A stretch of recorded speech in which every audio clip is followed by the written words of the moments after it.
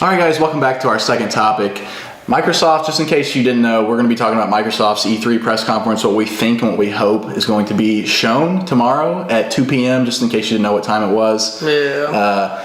And so I'm going to let Mike go ahead and start this off by just, what do you think is going to be on there? I'm sorry, let's do hope first. What do you hope is going to be What do on I hope? Yes. All right. So, obviously, Scorpio is going to be there. Yeah. What I hope with Scorpio is, do we get the price? Mm-hmm. I think we will. Yeah, I think we will also, unless it's just really bad and they just want to push it back, and deal with that later, because, they're going for the wow factor. Absolutely. At their E3 they conference. Need to. So if the price is bad, they'll probably hold off. Mm-hmm. But if it's reasonable, then we'll go ahead and find out. So what's reasonable to you? Reasonable would be $499. Okay, so $500. You think that's reasonable? Yeah, reasonable. Okay. I think it'll be $599 though. You do? You think? Yeah, I think it'll be $600. Yeah. But we'll see. As far as the actual console itself, the dev kit, if y'all have seen it, it has the frames per second on the front of the console. Yeah. I think it's badass. So I really hope that that's actually on the final version of the console, which I'm sure it won't be, but I think it would be pretty cool. Okay. So you just think it's cool just to look at? Well, yeah. I mean, you play the games, and with the Scorpio, I feel like developers should be held to what's the word? Like high standard? Yeah, I guess held to a high standard, so that if people see that the frames per second, no game with a console that powerful should, in my opinion, drop below 40, 45, 40. Yeah. Ideally stay at 60 no matter what. Mm-hmm. So, I mean, I think it'd be pretty cool to be able to watch. It would be. The games I agree. My only caveat to that would be I think it would kind of get annoying just seeing that like below your screen when you're playing, because obviously most people have their Xboxes right below their TVs. So I get annoyed. This is just me personally, but like with the Samsung TVs, I hate that little the Samsung part lights up at the bottom. And you don't like it? It bugs me. Yeah, really? It really bugs me for some reason. I don't like it. It don't bother me. Yeah, I'm one of those people, man. I just like just nothing. I just want to see what's on TV, not the little white bar on the bottom telling me that it's on. Obviously, I know it's on. So as far as the Scorpio goes, what are you hoping for? Really, with the Scorpio, yeah. I would love to see a price point put on it. I do believe it's going to be $550. I'm sticking to that. $550? Yes, I think it's going to be $550. And then also, I'm not crazy about like what you said with the little SPS thing on the bottom. I think that would be a cool addition to I don't know how you would do it, but to put on a controller. It's not going to happen this generation, but that would be kind of cool, just having it on the controller. And then also, I'd love to see one, which I think we will. Yeah.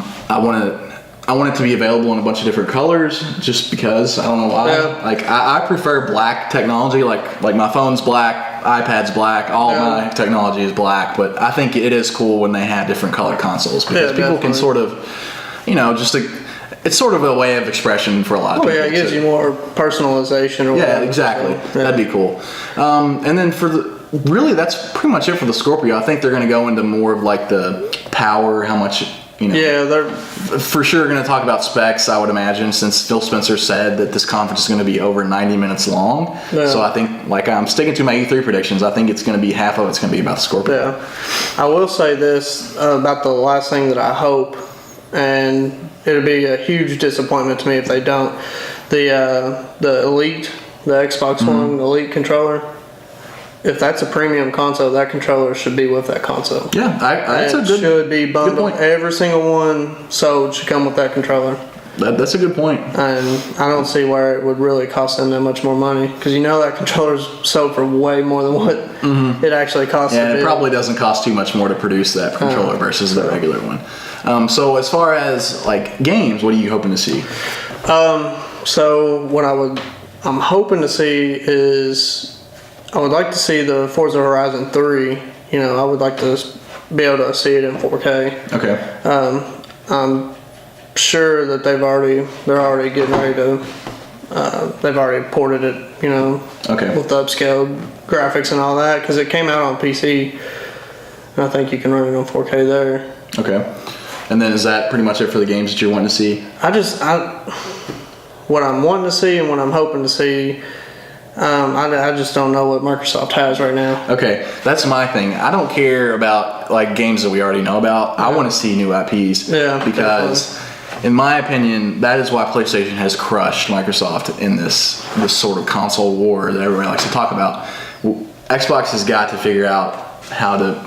I mean, they've got to get new games on that console to make people want to buy it. I mean, third-party games, you can play that on any console you want. So that's not going to sway people. Sorry, I'm itching my leg if I'm out of the shot. But that's not going to sway people to buy your console over the other console. What's going to sell them is the exclusives that you have. Yeah. So that's what I need. That's what I hope to see from Xbox. So what we hope and what we think are a little bit different. So what do you think we're going to see?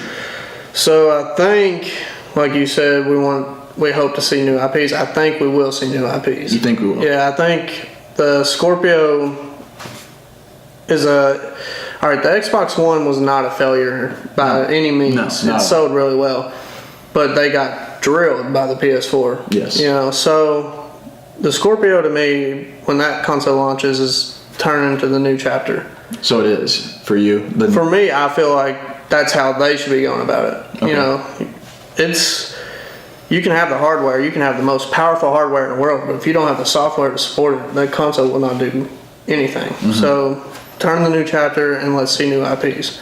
And that's what I'm hoping, or what I expect to see in their E3 conference. Okay.